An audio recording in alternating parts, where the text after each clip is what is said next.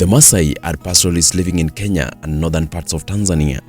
Their traditional diet consists of 6 basic foods: milk, meat, fat, blood, honey, and tree bark.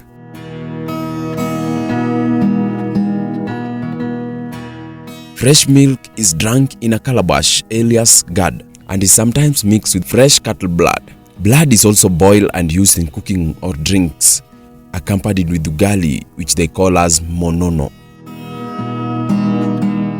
Today we want to look at their meat roasting procedure.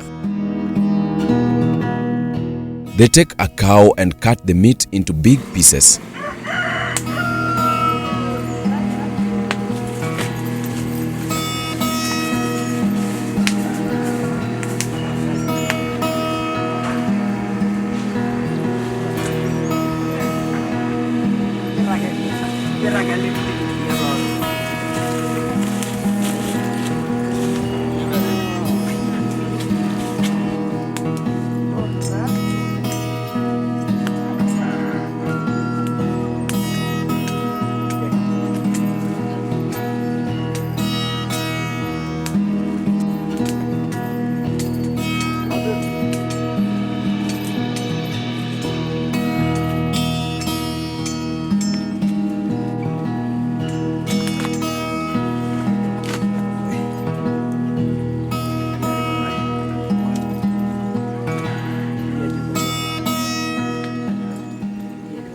Then they prepare a fire in an open place.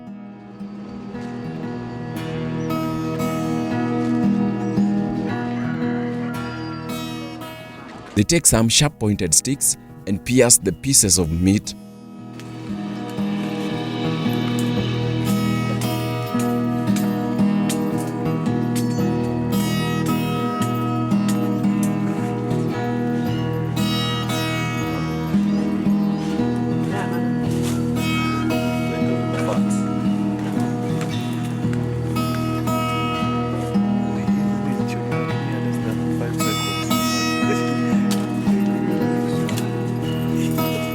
And erect them all round the burning fire.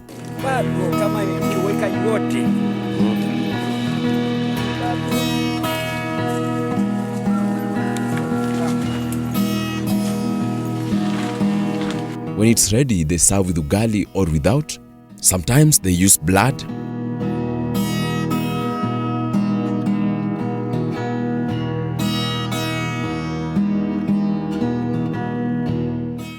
Thanks for watching Eric Ounda YouTube channel. Subscribe for more insights.